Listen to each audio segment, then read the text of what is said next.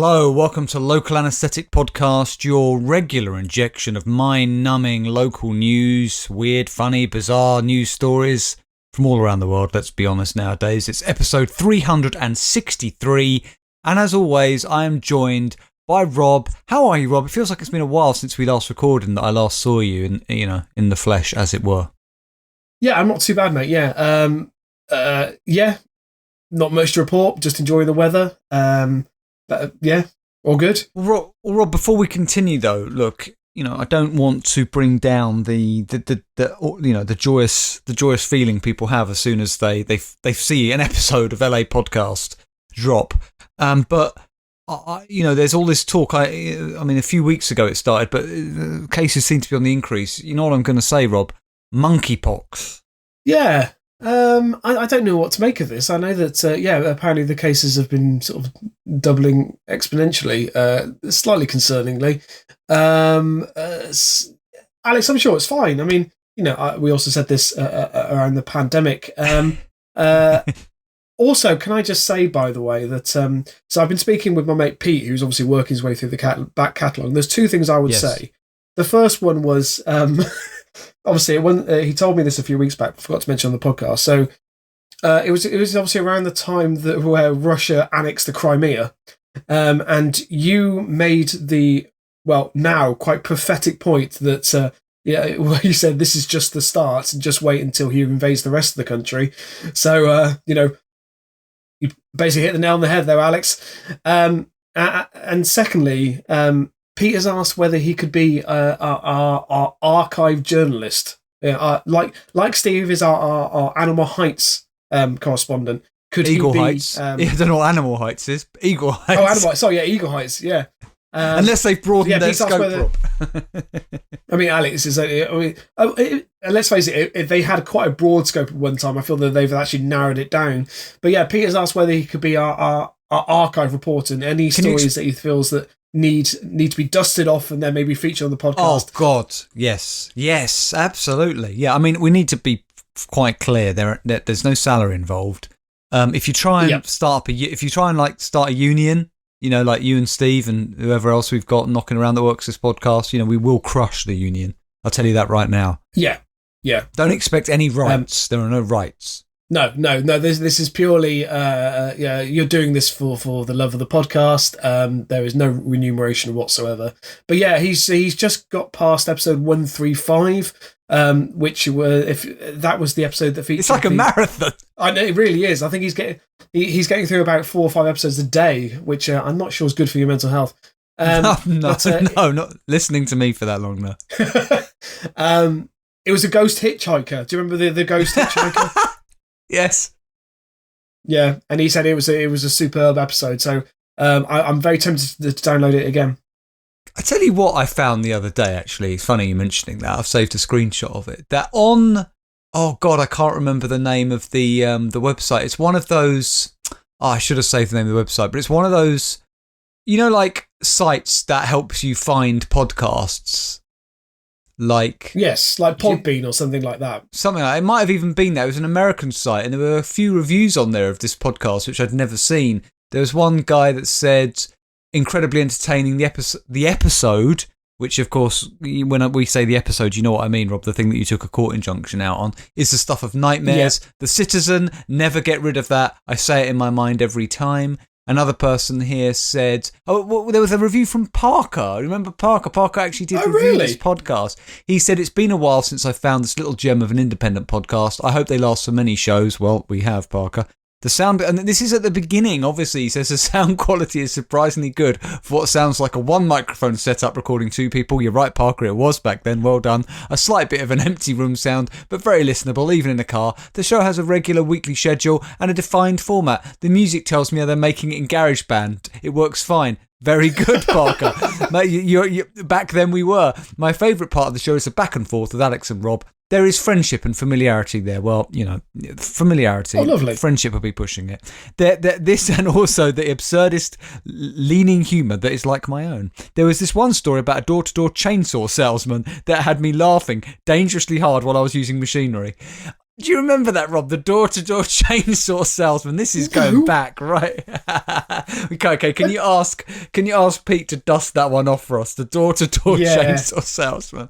I will and final review here from somebody in Philadelphia who just says, British humour at its best. I love British humour, and this podcast is getting funnier and funnier with every episode. I've listened to each episode 2 or 3 times. Wow. And it gets better each time. A real find. So, Rob, this is the first time we've had a listener say that our podcast benefits from repeat listening. Who would have thought it? So the more you listen to an episode, Rob, the more you discover, even though it's not scripted or thought through beforehand.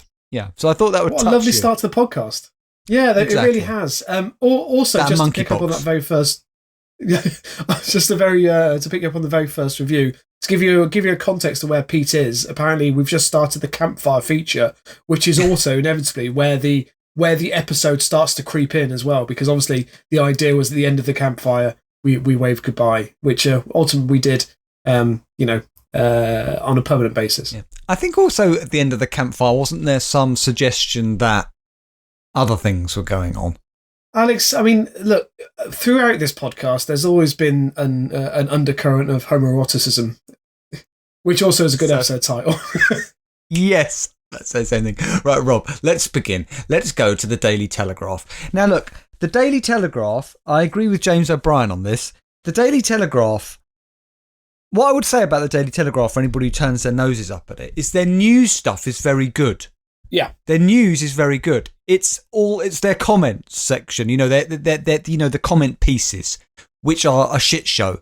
And the comments on the Daily Telegraph for a shit show. But anyway, this is a news story, and I'm sure you've heard about it, Rob, but it is just extraordinary. Now, it's about Rishi Sunak, who, of course, there was that wealth list, wasn't there? What's it called? What's the wealth list called? That it's not Sunday Times, or is it Forbes? I don't know. Yeah, whatever it is. Well, did you hear about this? That Rishi Sunak featured on it, and his wife. They're in the top 100. No, so they're now being highlighted. I didn't, but it wouldn't. Yeah, it wouldn't surprise me. So this is a headline by Dominic Penner. It was back in the 13th of May 2022, but I just wanted to mention it. Rishi Sunak says, I can't raise benefits because of complicated computer system. Did you hear about this? No. It's extraordinary. So Rishi Sunak blamed a complicated IT system for not raising welfare benefits to shield the most vulnerable from the cost of living crisis. The Treasury this week downplayed a suggestion made by Boris Johnson that further help would be made available within days, and some Tory MPs privately argued it may be needed before the summer. But asked about further benefit support, Mr Sunak replied, the operation of our welfare system is technically complicated. It's not necessarily possible to increase the benefits for everyone. Many of the systems are built so it can only be done once a year, and that decision was taken quite a while ago. He said he knew his answer sounded like an excuse, but insisted he was being constrained somewhat by the operation of the welfare system. Now, I was just mentioning it, Rob, because if ever there was a case of computer says no, so you're telling me that you can't raise benefits because we're hamstrung by a computer system. But what, the computer system is beyond reproach, Rob? It can't be amended. It can't be changed. If this is like Stalinist Russia, Rob. So is he seriously saying this computer system, apparently there is no back door, no way you can enter in any other numbers that would, slightly adjust the benefit payments? Rob, it's like HAL. If you try and interfere with it, it kills you. It kills the staff. one by one. I do wonder whether the developers put in like a tiny window where you can make these incremental adjustments, and maybe it's between like 12 midday and 12:01. You can only do it between that 1 minute once a year. Yeah. So a spokesman for the Department of Work and Pensions told Bloomberg that benefits programs involved complex and inefficient paper-based systems that are slowed further by aging inflexible IT, with changes taking several months to process. Well, I've got an idea. Why don't you fucking fix that then? Wouldn't that be a priority? Yeah. I mean, also, can I just say, I know that's a very long episode title, but there is something in there. Yes, complex and inefficient paper-based systems slowed by further aging inflexible IT. Brilliant. Does that? I mean, that just speaks of both central and local government. Absolutely. A report published by Public Accounts Committee warned some of the systems used by the Department for Work and Pensions, the DWP, had been unfit for purpose for decades. MPs on the committee said millions of pensioner records were kept on an IT system that dated back to when, do you think, Rob? Come on. You got 3 guesses. Go. Well, Alex, let me tell this very quick story. So when I was in the Met, I joined the Met in about 2009, I think, and the Met had only just updated to Microsoft XP. So okay. So when does it date back to? Let me think. I'm gonna say 2013. Okay, incorrect. Is it before that? No, I'm not giving any clues. You've got 2 more guesses. Okay, let's go a bit more recent. Okay, 2016. Wrong. I hate to go before 2013 because if that's the case, that is unacceptable. 2009. 1988. Sorry. I think you were using using the MS-DOS or something. How is that possible, Alex? It's like a ZX Spectrum. You have to put a tape in it to boot it up. It's got floppy disk drive. It takes 4 hours to boot, then crashes. Can I tell you something interesting, Rob? When I was moving and I was having to go through all my my sort of paraphernalia and everything, because if any listeners don't know, a few months ago I had to move. There was I've still got a floppy disk drive. It's USB connector, and I've kept it. And I don't know why, but it's because I loved floppy disks. But they wouldn't even fit even one picture on them now. But there was something very satisfying about them, Rob. No? You didn't like floppy disk drives. So I've kept my floppy disk drive, Rob. In fact, I might buy some floppy disks. Alex, we wouldn't even be able to get an episode of the podcast on that. Why? I could put, I don't know, I put a picture of you on it in the nude. You couldn't put a picture of me on it. It wouldn't be enough data on there unless it was maybe made up of sort of words. I think you're overselling yourself, Rob. You know. I mean, why would you keep a floppy disk drive for what possible reason apart from nostalgia? But look, Alex, going back to this, how on earth do they still have computer systems from 19? Also, how are they maintaining this? Well, they say it's intrinsically vulnerable to errors. Simon McKinnon, the top tech... Yes, of course it is. Can I just say, what a job title is this? Simon McKinnon, the top technologist at the DWP. Are they just... I didn't know technologist was a word. So what's your job? Oh, I'm in charge of technology at the DWP. Well, you failed then. You failed miserably. Said in committee evidence in 2019, it would take many years to move away from the decades-old technology. Why would it take many years, Rob? What are they talking about? But I think we're missing the point here. First of all, does it really come as any surprise that DWP is an inefficient department? And second of all, they've made up a word like technologist. It's weird, isn't it, that I associate the DWP with, like, evil. Do you know what I mean? Just evil. Yeah, evil and an air of what's the word, hierarchical incompetence. Yeah, I like that. But so he says, Rob, it will take many years to move away from the decades-old technology, and he says the state pension, which, Rob, we're all going to be entitled to, hopefully, at one point in our lives, get ready for this, is run through a 30-year-old system. That doesn't give me confidence in it. We have rebuilt parts of it. The Check Your State Pension Service has 12.5 million page views in the last year. He admitted that legacy systems, that's pushing it, were very critical to what we deliver. It's going to take many years, but it's our ambition to move away from them in due course. Some new systems are set to run in parallel with ageing technology, with data and applications moved across gradually, while some will be replaced straight away. Anyway, we know we're getting a bit boring now, but I did enjoy that, Rob. Yeah. Right. Let's talk COVID. We haven't had a COVID story in a while, but I did enjoy this. And I've gone to the source, Rob. This was reported in a lot of places, but I've got the local news version. It's from Kyodo News in Japan. This is the Kyodo News website that has an English language version as well. It's just a brilliant story from May the 18th, 2022. Man mistakenly sent 46.3 million yen in COVID funds, gambles it all away. Did you hear about this? No.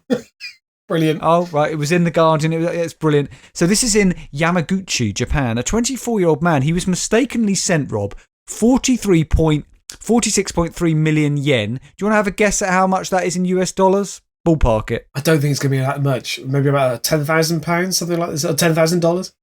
$360,000, so not a small amount of cash. In COVID-19 relief money by the Western Japan town he resides in, says he gambled it all away on overseas casino sites. Sources close to the man said, So just imagine, Rob, that the Tory government accidentally put the COVID relief funds in your bank account.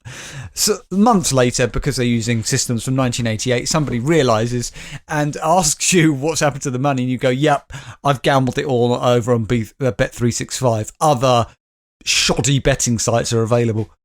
I mean, you had to respect the man who obviously didn't for 1 second question why that money had been deposited in his bank account or whether it was an oversight. He just thought, yep, I'm off to the casino. Took the money and ran. The man is unlikely to be able to return the money transferred to him in error by the town of Yamaguchi Prefecture, according to his lawyer, who said a resolution through litigation is being considered. Speaking at a press conference on Monday, the lawyer said the man had told him that he'd moved the money out of his account using his smartphone. The lawyer said the man lives alone and no one else is believed to be involved in the matter. Last Thursday, the town sued the man for 51 million yen for the full return of the funds plus legal fees. According to the town, the man had refused to return the money, saying it was moved from my account and cannot be returned. I will atone for my sins. What does that mean, Alex? Don't know. The man's lawyer has refuted claims that he became unreachable after the town filed the lawsuit against him, saying that the police had kept his phone following voluntary questioning in April and May. On April the 6th, after procedures to transfer 100,000 yen in COVID-19 relief money to each of the 463 low-income households in Abu had been completed, a town official mistakenly submitted a single transfer request to a financial institution for 46.3 million yen for the man whose name was at the top of the list. So it's just pure... So he was meant to get some of this relief money. He just happened to be at the top of the list, and they accidentally put the whole whack in his account. Right, I'm with you. And it was, okay. So Brilliant. That's quite an oversight as well. That's the kind of oversight I'd expect to have happened with the DWP.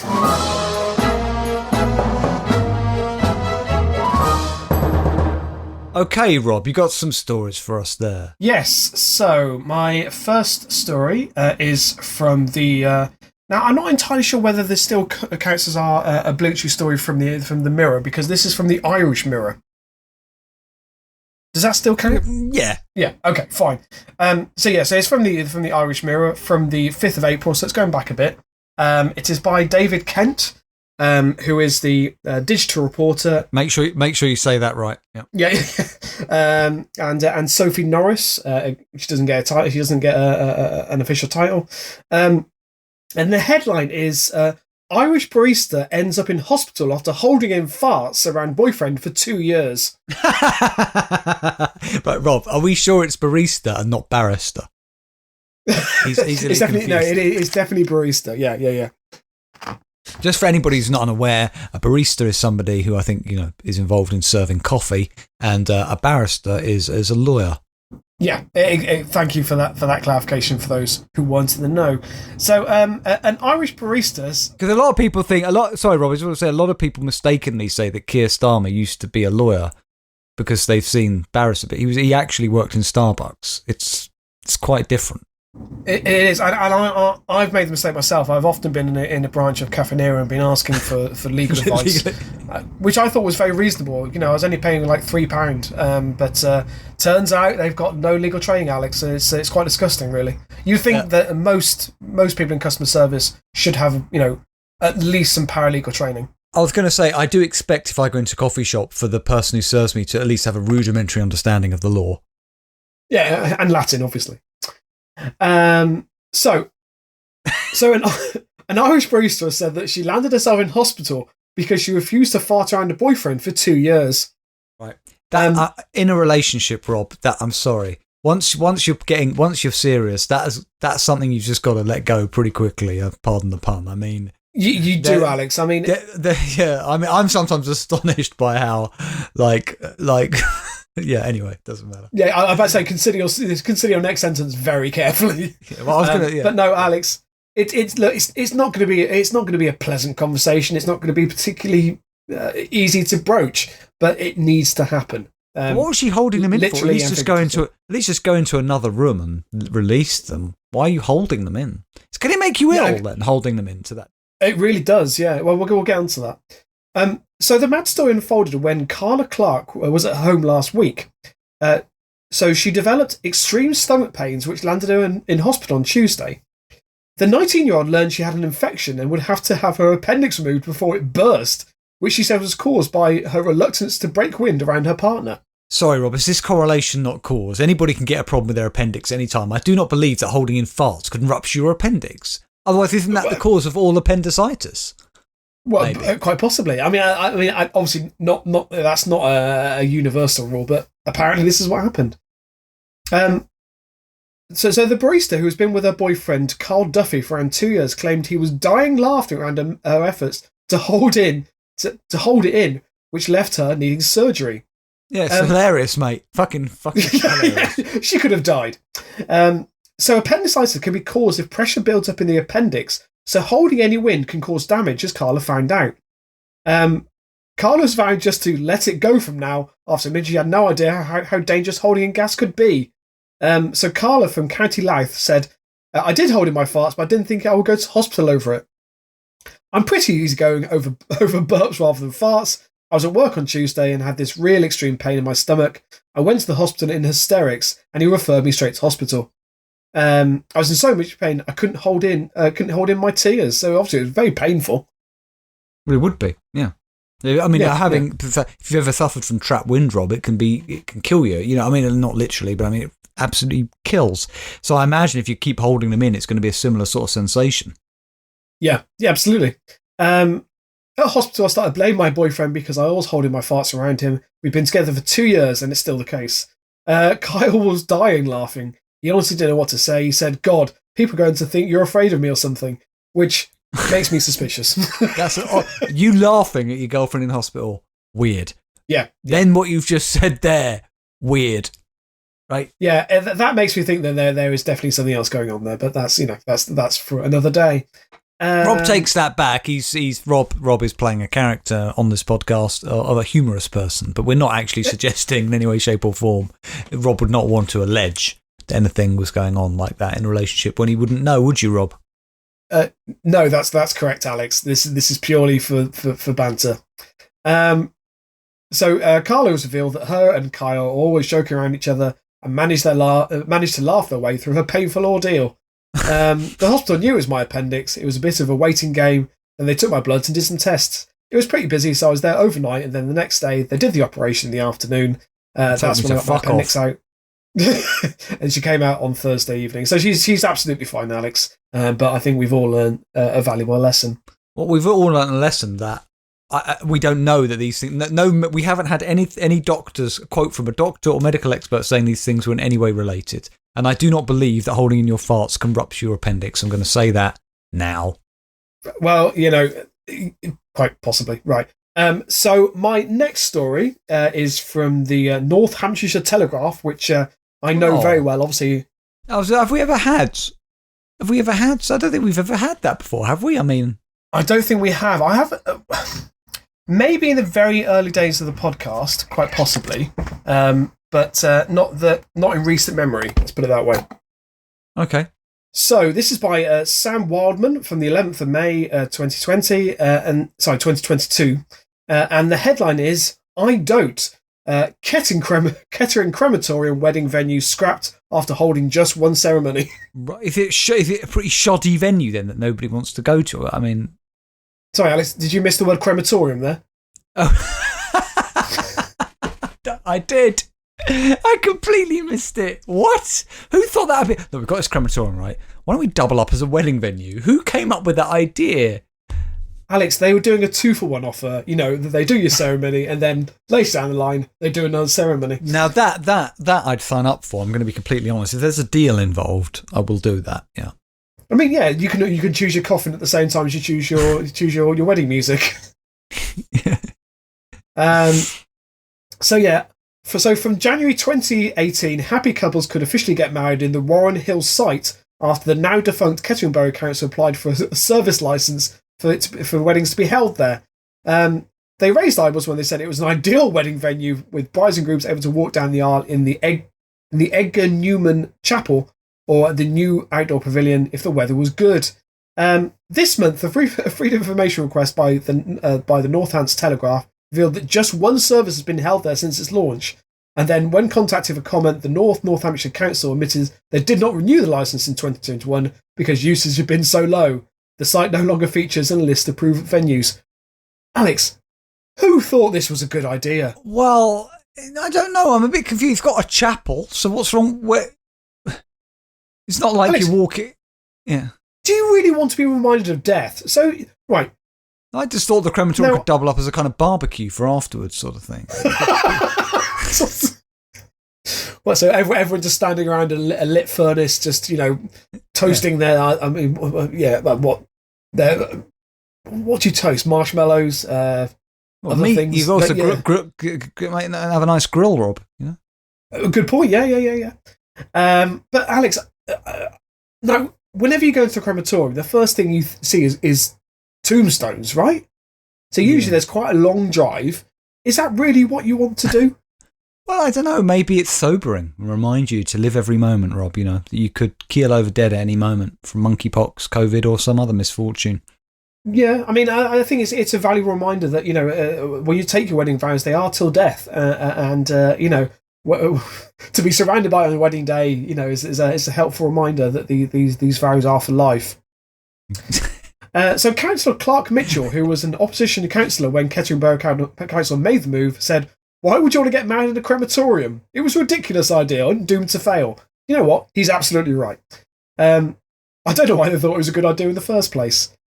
When the move was first announced, some of the readers said they felt it was disrespectful and creepy, while others said it made no difference getting married at a church. I disagree with that. Kettering Borough Council promised weddings and funerals would not be held on the same day at the site. Well, thanks for that clarification. Rob, hang on a minute. Can you imagine? Rob, sorry. Sorry, could you hurry up a bit? There's a funeral cortege on the way. Rob, what is the difference, though? If you get married in a nice old church, that's surrounded by gravestones. Come on, mate. Not only that, but a lot of the churches have got a man hanging from a cross with nails in him. That person is Jesus, by the way. Yeah, not just some local. And it's a picture, not a real, but what's the difference, Rob? Exactly. Yeah. Exactly. Yeah. Do you know what? I can't actually disagree with that. Yeah.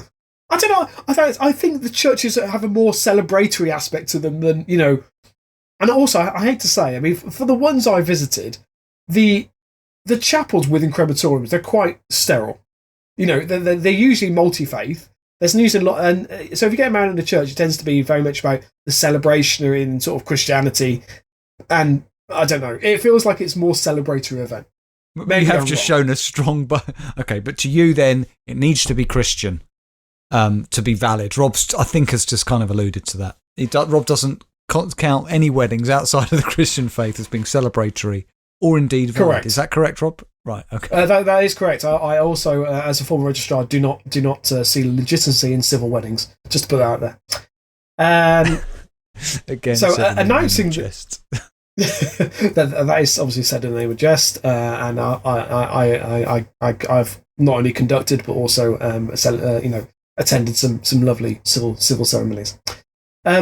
Announcing the plan, Councillor Ian Jelly, good name, who was also the councillor's. I mean, this story gets better and better. Is it the fact that a guy who conceived the plan was called Ian Jelly? It just seems very fitting to me. I was looking at Google Maps the other day, something I like to do sometimes, and not that far from me, there was some guy running a yoga class. The name appeared on the map, and his name was Gareth Tickle. And I thought, I'd change my name there. I wouldn't keep that, Gareth Tickle. But I think we've spoken about before. Remember in the early days of Big Brother, Mr. Tickle's yoga classes. Is that... No. Mr. Tickle's ice cream van. No. There was a guy called John Tickle, though. Well, right. I'm sure there's lots of people with the surname Tickle. Yeah, that's what I mean. I mean, it's not that creepy. I think it really depends on the career you choose for yourself. Yes. Yeah. Yeah. Mr. Tickle's massage services, I would be slightly dubious of. But there are certain names that will preclude you for life from certain professions. I can't believe that we would ever have a Prime Minister Tickle. It just wouldn't work. No, that's a good point, actually. Yeah. So announcing the plan, Councillor Ian Jelly, who was the council's portfolio holder for strategic delivery, said, "This is a great idea to improve the services we provide for local people, to make even better use of one of the best assets and to earn additional income for council taxpayers across the borough." The North House Telegraph can reveal the wedding venue made a measly £325 in income from bookings. Jolene and Sam Lawrence married there in June 2019, became the only couple to do so. Their big day was filmed as part of the UK TV's Wedding Fixer show, apparently. So that's that. So just in case you can still hire the crematorium, by the way. It was priced at... Oh, no, sorry, this is when it was priced. At £850 to hire the crematorium, but unfortunately, obviously, you can no longer do so.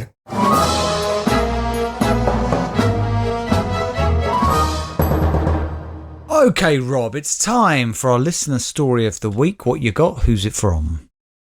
So this week it is from our ever loyal listener, Steve, from the... that's really frustrating. I can't see because there's a banner in the way. So it's the Great Yarmouth Mercury. There we go. So that's the paper. Now, is that the first time we featured the Great Yarmouth Mercury? I think it could. No, be. Oh. No, it's not. We have featured this before. It's not. No. The story is by Liz Coates. It's from the 28th of April 2022. Apparently, I still don't know what year it is. The headline is Bomb Squad called in after failed sniffer dog digs up live grenade. Yeah, we've had a few of these kind of stories over the years, haven't we? I think it's the phrase failed sniffer dog. That's what I love. Yeah, you shit. No, that is... Basically, yeah. So a man has described how his dog dug up a grenade on a Norfolk beach and tossed it around like a tennis ball. So Steve Rose was walking his Cocker Spaniel Luna on the dunes at Winterton on Sunday, April 20... Sorry, Alex, got distracted because a pigeon just walked past my window. Sorry. His Cocker Spaniel Luna on the dunes at Winterton on Sunday, April 24th, around 3:30, when she ran over the grass and made a bit of a fuss. When he rounded the corner and saw what she was playing with, he said he was slightly horrified at calling her off and alerting the emergency services. So Norfolk Police and Coast Guard attended putting a cordon in place and calling in the explosive ordnance disposal team from Colchester after sending them photographs of the device, likely a practice device from the Second World War, which could contain some charge. Mr. Rose, 51, an electrical engineer for the offshore wind industry, said it was likely that some of Luna's basic training kicked in after she'd been trained as a sniffer dog with the service, but failed the tests. That would scar you, wouldn't it? If you wanted to be a sniffer dog all your life, you did the test. And are you only allowed to do it once? Because like driving tests, you can do multiple times till you pass. Is it a one and only thing? That's it, Luna. You forever I now. Think Alex, look, I think with a sniffer dog, you want them to be able to pick up the skills first time. You don't want a sniffer dog that's on their third attempt at trying to find an explosive device. I would say the same applies for guide dogs. If your guide dog has failed in multiple attempts, you do not need that dog to be leading you onto a busy road. Fair point. Just putting it out there. Yeah. Okay. Fair point. However, from what you can see, the device was only just below the surface and didn't take much effort to excavate. He said he stayed with the device, likely a hand grenade or rifle grenade, Army experts have said, for some time. Just lob it over the fence. I'd just lob it as far as I just carry on? Yeah, just hope for the best. I wouldn't want that. I wouldn't want to be standing near it. I'd just get rid of it. So your suggestion is that if you find a live grenade on a public beach, you just bury it for some child to find a few days later? Oh, no. Why didn't he throw it into the sea then? Well, I mean, but then even there's no guarantee it will just wash ashore later in the day. So it wasn't until several hours later the Army bomb squad arrived and safely detonated the wartime explosive. The grenade was described as being about 8 inches long and 2 inches wide. People on social media being quick to praise Luna. Quite sizable. Yeah, it is. As grenades go, Alex, it's quite girthy. And then a completely spurious addition to the article. Apparently, early this month, the dog sparked alarm after it was bitten by an adder in the dunes, leading to warnings to be vigilant, especially in the warmer winter months, which encourages the snakes to be open. Sorry. Whatever journalist writes, this is relevant. But I'm interested in the bit you skipped over, that apparently she got a lot of praise on social media. What people worried about her feelings, were they, in rushing to her defence? That's what it says, though. I think she managed to, after all, apparently that training did manage to embed itself. So ultimately, she was able to employ the skills that she'd learned. Unfortunately, I mean, and could have saved some serious maiming. Okay, well, that joyous note connects right to the beginning of this podcast, which started with joy, of course, Rob, and brings this episode of Local Anaesthetic Podcast to a close, episode 343, which means we look forward with a mixture of eager anticipation yet trepidation to our next episode, which will be episode 364. And Rob, we're only two away. I know I keep saying it, but when we get to 365, we've got to do something, because that means there's an episode for every day of the year if you're only listening to the regular LA.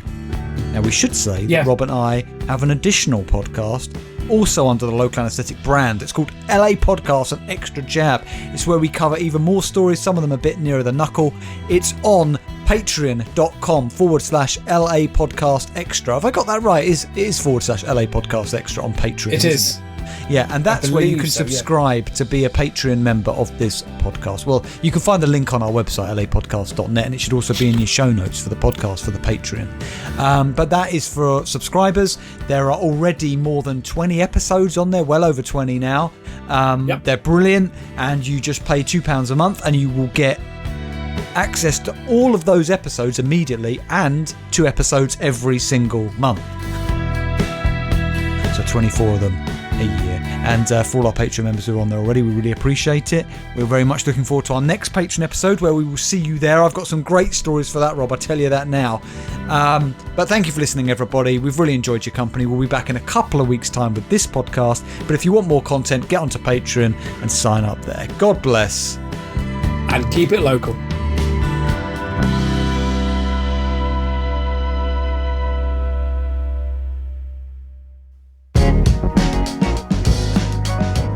Local Anaesthetic Podcast is now on Patreon, so sign up now to receive exclusive LA Podcast and extra jab bonus episodes to your inbox every month. These can't be found anywhere else, and if you want to hear them, go to patreon.com/LA Podcast extra.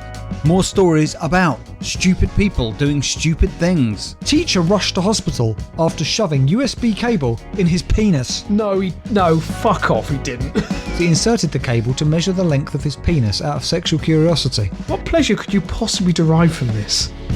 I mean, apart from trying it this evening. More stupid people doing more stupid things. Parents ordered to pay 43-year-old son after getting rid of his pornography collection. I just feel bad for the parents, because it seems like the one thing their son has managed to get right is the fact that he has a vintage pornography collection. That's the only thing going on in his life. Well, inside the boxes were films such as Lesbians in Tight Shorts, University Co-ed 25, and 1001 Erotic Nights. What can I see? What I'd like to know is, what was it? It was a University Co-ed 25. Did he have the whole University Co-ed series? And of course, the strangest news stories you've ever heard. Man left baffled after finding whole potato in his bag of kettle chips. What? Dr. Boyce, 38, was watching the deers rut in Leicestershire when he felt peckish and opened a bag of crisps. What a strange... Was he having a wank? Was he? What a strange... So what a strange thing to include in the story. So the journalist went over there. They're like, tell us what happened. He goes, well, I was watching some deers have sex out of my window.